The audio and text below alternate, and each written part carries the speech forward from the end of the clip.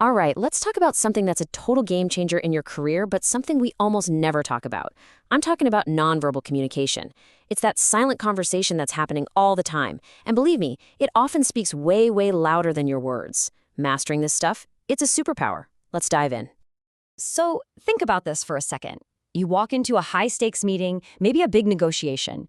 Before you've even said your piece, a massive 60 to 80% of their first impression of you has already been formed. All of it, non-verbally. That's huge.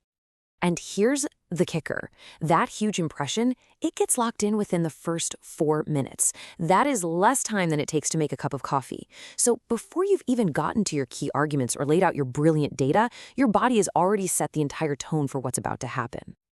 Which really brings us to the big question, right? The one we're going to unpack today. What is your body saying about you when you're not even talking? Let's break this down into a toolkit you can start using, like, tomorrow. Okay, first up, let's talk about leadership. If you're a leader, your message gets delivered twice. Once with your words, sure, but again, and maybe more powerfully, with your presence. And the real mark of a great leader is finding that sweet spot, that balance between projecting authority and actually building up your team's morale. And you can really see the two sides of that coin right here. On one hand, you've got to project authority. That's what inspires confidence. Standing tall, shoulders back, that steady eye contact. It shows everyone there's a steady hand on the wheel. But on the other hand, you have to build morale. And that comes from simple things. A real smile, nodding when someone's talking to show you're listening, keeping an open posture. It makes people feel seen and heard. It's this constant, crucial dance between the two. Now, let's take that same skill from the conference room and bring it to the negotiation table. Because in this kind of high-stakes game, knowing this stuff isn't just a nice little skill to have. No, it is a serious competitive advantage. It's all about reading what is not being said out loud.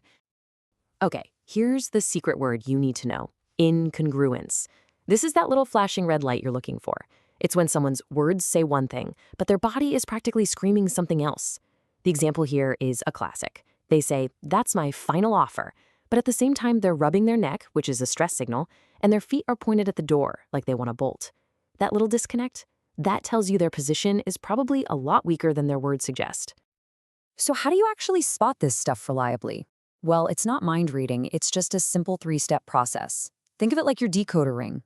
First, you have to establish a baseline. Just watch how they act during the casual chit-chat at the beginning. That's their normal.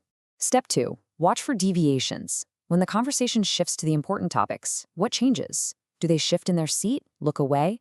That's your clue. And finally, that's when you spot the incongruence we just talked about. This is your roadmap to what's really going on under the surface.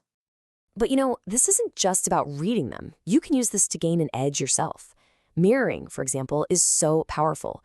It's when you subtly match their posture or a gesture. The key is subtly. You're not mimicking them. You're just creating this subconscious feeling of, hey, we're on the same page. At the same time, you project your own confidence. Open posture, hands visible, and of course, don't forget the handshake. A firm, solid handshake sets the stage for credibility before a single word about the deal is even spoken. Okay, so from that intense one-on-one at the negotiation table, let's zoom out to the one-to-many. Public speaking. It doesn't matter if you're in a boardroom or on a giant stage, your body is your #1 communication tool, and it can either make your message soar or it can completely sabotage it. So this is basically your cheat sheet for owning the stage. The main idea here is that every single thing you do with your body has to have a purpose. Your gestures, they need to back up what you're saying, not just be random, flailing things that distract everyone. Your movement, it should be intentional. Walk to a new spot on the stage when you're starting a new topic. And our posture, always open, lean in a bit to connect, never ever cross your arms. That just puts up a huge wall between you and the audience. And hey, let's not underestimate the power of a smile, but not just any smile. We're talking about a real, genuine one. It's the kind that actually reaches your eyes and makes those little crinkles at the corners. That kind of smile communicates true warmth, and it creates this amazing feedback loop. The audience sees you're happy to be there, they start to relax, which makes you relax, and suddenly the whole room just feels more connected. Of course, we have to talk about the stage most of us are on every single day, the video call. The rules are a little different when you're just a little box on a screen.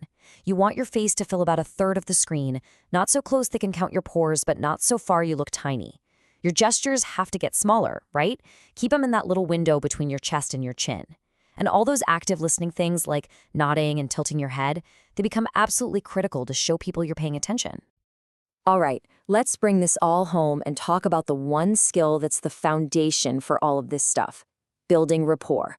This is it. This is the bedrock of every single successful professional relationship you will ever have. It's that invisible thread of trust and connection that turns a transaction into a real partnership. So how do you build it like right away? Just think of it as a super simple three-part recipe. First, you signal that you're paying attention. Just point your body toward them and maintain good eye contact. That alone sends a huge message. You have my focus. Second, you convey positivity. Those genuine smiles we talked about, a few head nods. And third, you establish coordination. Remember that subtle mirroring? It creates a subconscious feeling that you two are in sync. And that feeling is rapport. So really, here's the bottom line. In every interaction, there are always two conversations going on. There's the one you hear with your ears, and then there's the one you see with your eyes. We've talked about how to read it, how to project it, and how to use it to really connect with people. So the only question left is, are you ready to start leading the conversation that's never spoken out loud?